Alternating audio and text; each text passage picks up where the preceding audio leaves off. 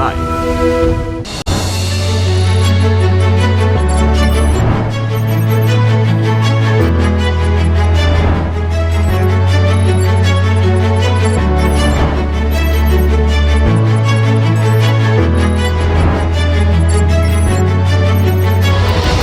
The People's Platform. Guy Gunaratne is a writer of novels, plays and a maker of contemporary video art. Winner of the Dylan Thomas Prize, the Jalak Prize and longlisted for the Booker, Goldsmiths and the Orwell Prize for Political Fiction, Guy published 2 novels and functions as current editor-in-chief of The Review by Writers Mosaic and Jalak. Hello and welcome to the People's Platform. My first guest tonight is award-winning British novelist and playwright Guy Gunaratne. Good evening and welcome, Guy. Thanks for having me. Absolutely. Your first award-winning book, In Our Mad and Furious City, is one that questions Britain's divided society and the nuances of urban life. You also have Sri Lankan roots. Speak to us about how identity and belonging feature in your own life, and how did you use these learnings in your novel? Well, I think this is something probably very familiar to anyone who has sort of lived in the sort of a diasporic environment. There is always a distance between a person's ancestral home, but there's still a distance between where you are living and born. So when I grew up in London, it's a place called Neasden in northwest London. I grew up in a very multicultural society, so everyone was from everywhere else also. So there was always this kind of bond over the fact that your roots were scattered. And that does 2 things to you, it feels to me. It ends up becoming a sense of reclamation. You want to claim your ancestral identity really hard. You have this idea of the diaspora wanting to come home and claim that, and almost in reaction to the isolation one feels in your adopted home, or you do something which I think I ended up doing, which is making my own space in between. Right. Not entirely feeling like I need to claim a sense of identity from my Sri Lankan roots, and neither really claiming a sense of Britishness. On paper I might be a British Sri Lankan writer, but it's the hyphen in between that makes it the most interesting. It's the most interesting imaginative space to write from. It's a perspective where I can delve into both and not entirely claim either. I can criticize both. But it's feeling comfortable in a slight discomfort, I guess. Okay. Your work delves into social and political issues, including race, class, and the impacts of social unrest. Guy, these are conversations that we need to be having as a society.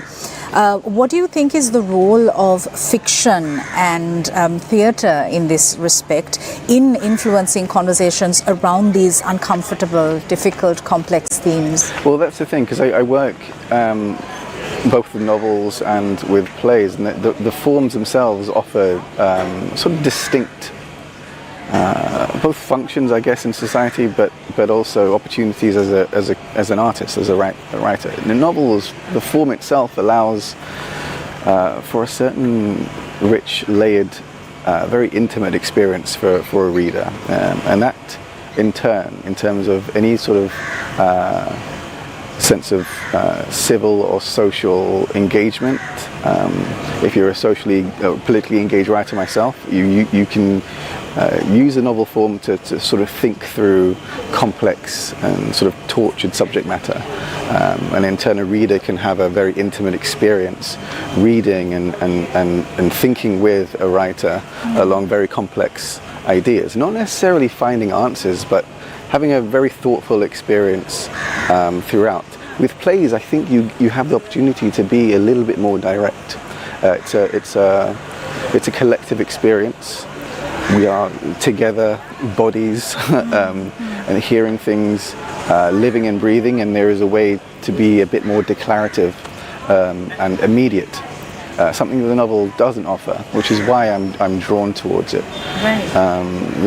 They can both be engaged politically in terms of what's happening in this country or Britain, whatever I'm engaged with, but they serve, I suppose, different ends to me.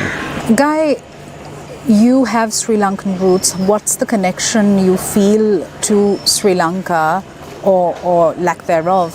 The connectedness as well, and would you like to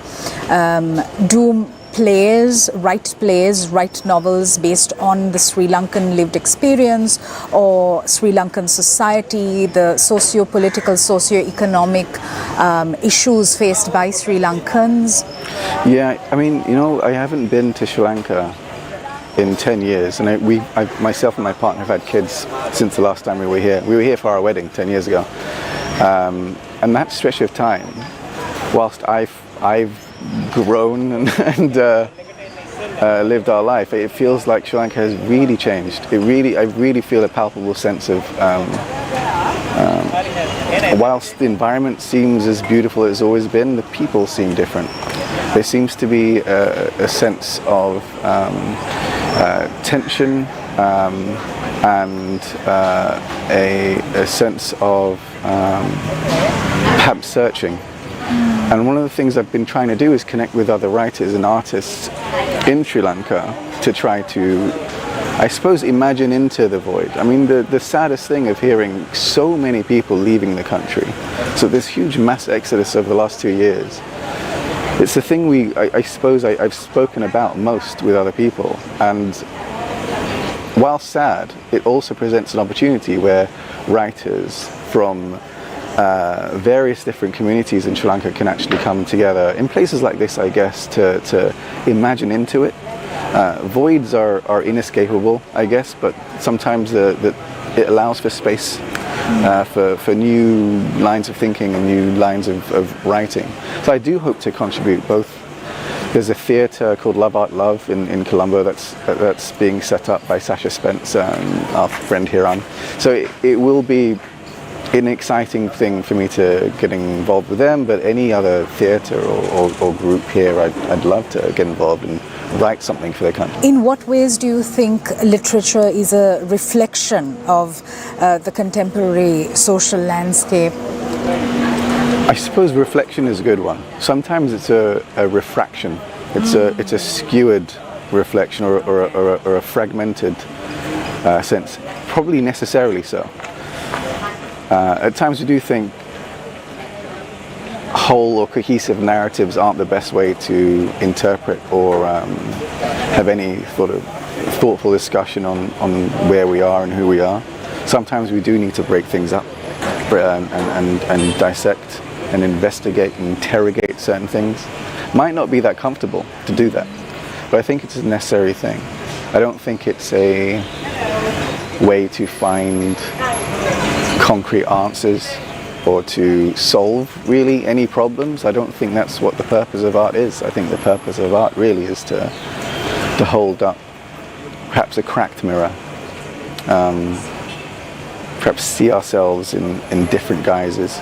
It's more like a prism rather than a mirror. Sri Lanka is a post-conflict, post-transitional justice society, and it's also a traumatized society in that we haven't dealt with our collective traumas, from the JVP insurrections to the conflict.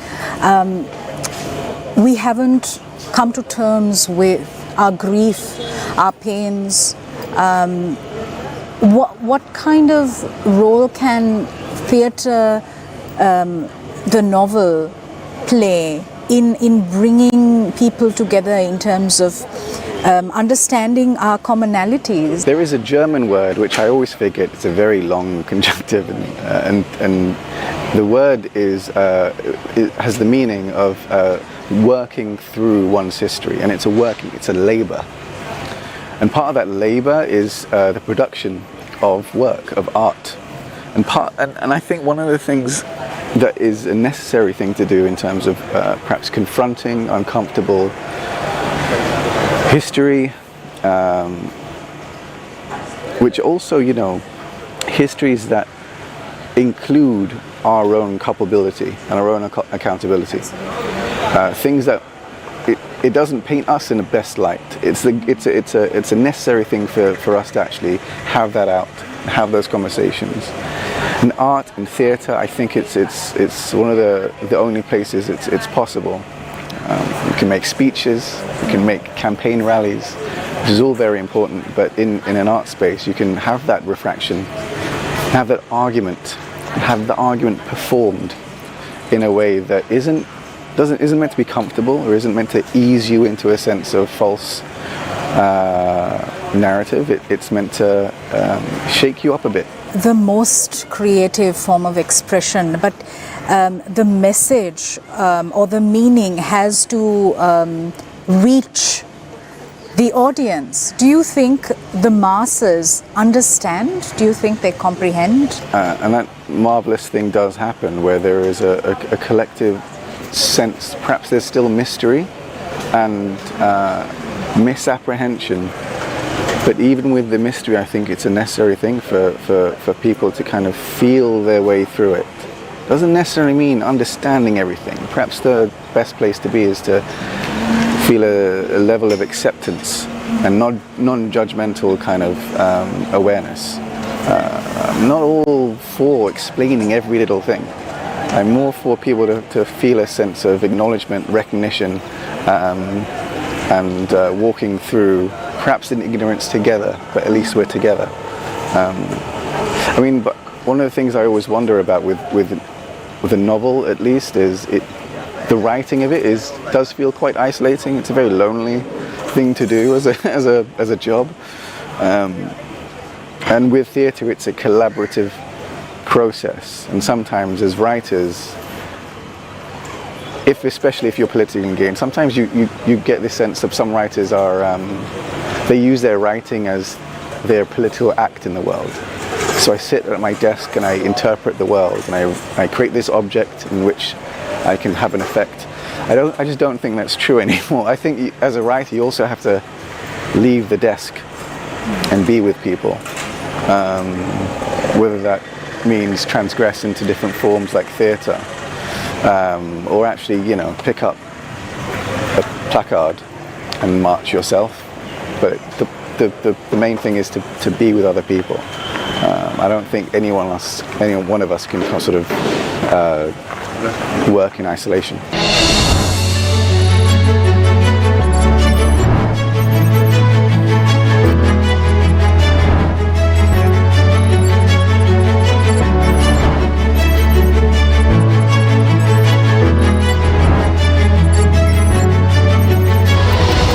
The People's Platform. ප්‍රශ්නේ අර පූජකෙන පාතාල නායිකාව office එකට බැස් එක.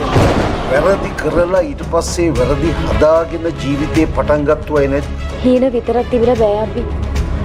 අපේ හැම හීනයක්ම හැබෑ කරගන්නවා. මනුස්සයෙක්ට හීනයක් ඉටු කරගන්න බැරි වුණොත් ඒක තමන්ගේ වරද කියලා තමයි සමාජයේ මනුස්සයට ඇඟිල්ල දික් කරන්නේ. හැබැයි මේ වෙලාවේ පූජක ඉලක්කය අබිමත්. යන්තම් කුරුළුගේ හිත හැදීගෙන ආව විතරයි. මේ මිනිස්සු ඇවිත් ආයෙමත් ඒ හිත කඩලා බිඳලා දැම්මා. නීල පබලු අද රාත්‍රී 9ට සිරස ටෙලිතිරයෙන්. බින්දුවටම ප්‍රතික්ෂේප කරපු සමහර දේශපාලන ප්‍රවාහයන් ආයෙනවා. කලාව නාවා. ඒකෙත් කලාවක් තියෙනවා. ඒක කලාව. ඒ මොකක්ද? කොහොමද ඒක කියවන්නේ? තරුණයෝ ඉල්ලුවේ සිස්ටම් චේන්ජ් එක. ඒක උනේ නෑනේ. ඒක හදන්න මිනිස්සු ඉන්නව නැත්තේ නෑ. IMF එකෙන් ණය ගත්ත හැකි. ඔව්. ආර්ථික කඩාවැටීම.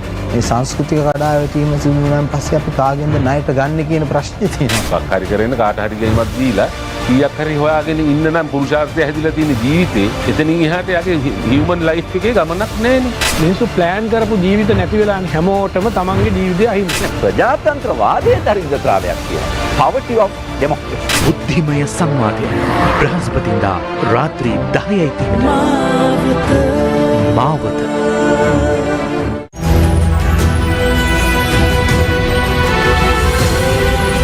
TV1 TV for life. Opposition leader reveals that Online Safety Act does not contain 9 amendments given by court. Electricity bills in Sri Lanka highest in South Asia. President to grace 7th Indian Ocean Conference in Perth, Australia. Jagat Priyankara fills vacant Putlam district seat previously occupied by late Sanat Nishanta. Pakistan election 2024. Vote marred by violence. Mobile blackout.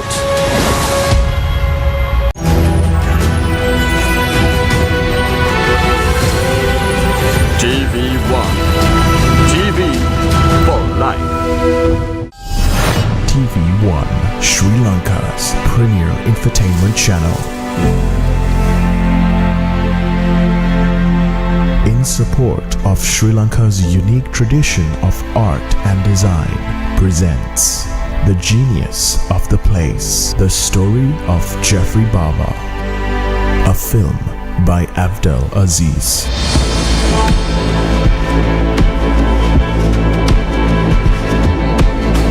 Exclusively aired in Sri Lanka on TV1.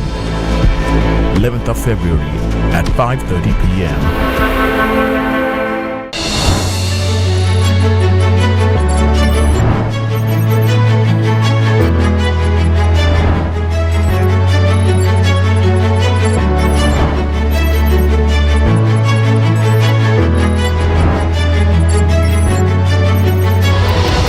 The People's Platform.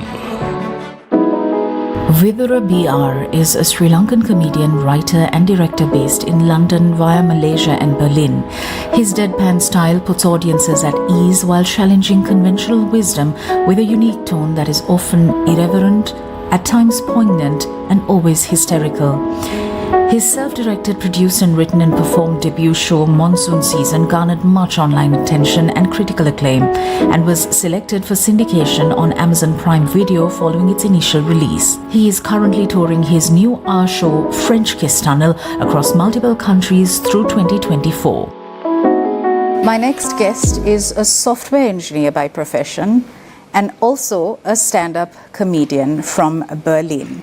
I'm so pleased to welcome to the program Vidura Rajapaksa. Hi Vidura. Vidura, you're playing it very safe. You're societally compliant because you're a software engineer by profession, and Sri Lankans don't really value the arts. Would you agree? I don't know if it's like inherently a Sri Lankan. I think it's a problem in Sri Lanka for not valuing the arts is usually an economic concern. So Sri Lanka being economically troubled always, as far as like I've been alive at least. Because now in the UK it's similar. It's like getting bad as well, where the arts are less valued, and so societally compliant was also in a way of, I knew when I was small I wanted to leave Sri Lanka, and then the two sort of ways I went were both just what would get me a visa in another country, and that's why I keep this job. It gives me my visa. Living in the UK currently, sorts out my visa and my income, so then I can focus on my art up till such a point that it's able to make a sustainable income. Which is looking not too far now, another couple of years or so. Eventually you want to take up stand-up comedy full time? Yes, that's very much because that's what feeds your soul? Yes, yeah.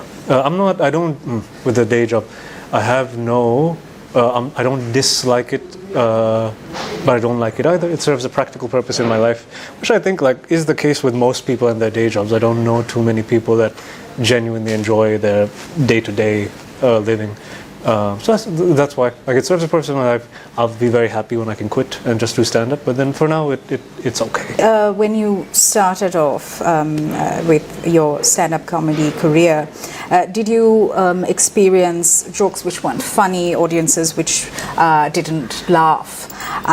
If so, how frightening was it? How did you overcome it? Just talk to us about your early days in comedy. I think like comedy, unlike a lot of other things, where like say sports or music or things like this, you get people that are sort of talented from the beginning. Comedy is generally quite equalizing in that most people, the enormous majority, are terrible from the beginning. So then I was just very bad, but when it goes well, even for a little bit, you sort of hang on to that feeling, and that keeps you going very much. So it was that I was just very, very bad, and most of like the first year was like sets that were mostly not laughs, But then you just sort of keep doing it and you get better. And eventually, you have a repertoire of stuff that works, and then that gives you a base to build off of, to build sort of a bigger piece of work if you want to.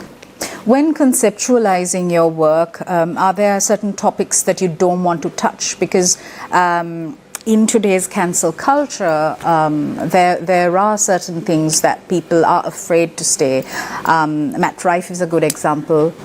I think I don't really agree that cancel culture is a thing at all. Because say like Matt Rife, for example, where he still is very big and very much will continue touring and has a career. His audience might have changed to people that agree with his views, but there are those people out there and they buy tickets as well. So that's, I think, a choice you make as a performer of who you want your audience to be. But then that is not like, it's also like generally like if you say with stand-up, it's, how do I put this? Like when people say you can't say a thing, it's usually like an audience will tell you if they're happy with you saying it generally. And if they're not happy with you, the parameters of stand-up is that's a inherently bad joke, if that makes sense. So the audience will sort of tell you what is acceptable, and then if you're saying so, like, because things like that, like say even the joke that Matt Rife got cancelled for, would have been fine 10 years ago, but society changes, and then as an artist you change with it. So yeah, I don't really see it as like a big issue, and I don't like. I'm not wary about saying certain things if it's not. I think like the main thing is if the thing you're talking about is true to you. And then it won't be a problem. Like say that was a domestic violence joke. Like there's, as it like a counter example to that being done well, is Kevin Hart in his first special. I think if I'm not misremembering, him in his first special has a joke about like domestic violence from his wife to him. That was funny, and it was like a personal experience of his. It's not like a punching down, this sort of thing. So then, yeah, I think like any topic can be done if it is like if there is a reason for you to be talking about it, and it makes sense, like both like morally and artistically. Usually, if it makes sense morally, it will also make sense artistically, and vice versa. Who proofreads your work? How does that process work? No one really. It's the same thing. Like with stand-up, you have an audience, so they'll just tell you. Like you'll try it out, you'll see if it works. If it works, it stays. If it doesn't work, it gets cut. And you will like refine things over time to make it better, but generally like you won't keep something in the act that doesn't get a laugh. Understanding the pulse of the audience is of pivotal importance. For example, if you make a joke about a former Sri Lankan president, the audiences in London need to know something of the Sri Lankan political landscape in order to get the joke. So how do you navigate? If you present them with like a general archetypical thing, they'll do the math in their head and come to what that means. So that like you have to do a little bit more creating context. But then I got used to that from very early on. Like I started doing stand-up in Germany, which is like very foreign to me, and the UK is less foreign because Sri Lanka, because of colonialism, is quite anglicized anyway.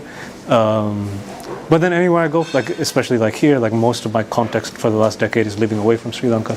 So like there'll be like little bits of contextualizing, but it's just a sentence, and they'll to put them in sort of your world that you're trying to create within the context of the joke. In your special monsoon season, you speak about religious extremism, colonialism. How much of a massive colonial hangover do we have? I don't know if I'm an authority to speak on this, but I feel like it's quite obvious. Like we're a very tourist-driven economy, and most of our tourists, not most, I think most are no longer from the UK. But then a good, like, the English is one of the main languages of Sri Lanka. There's a general foreigners are treated better than we treat each other feeling. I don't know. I think maybe I was like a bit too cynical about that in the first hour. But then I think it's also now, like coming back after some time, people also treat you better when you are doing well in life, which like thankfully things are going well at the moment. So it's that, like I'm always cynical of why people are nice to me.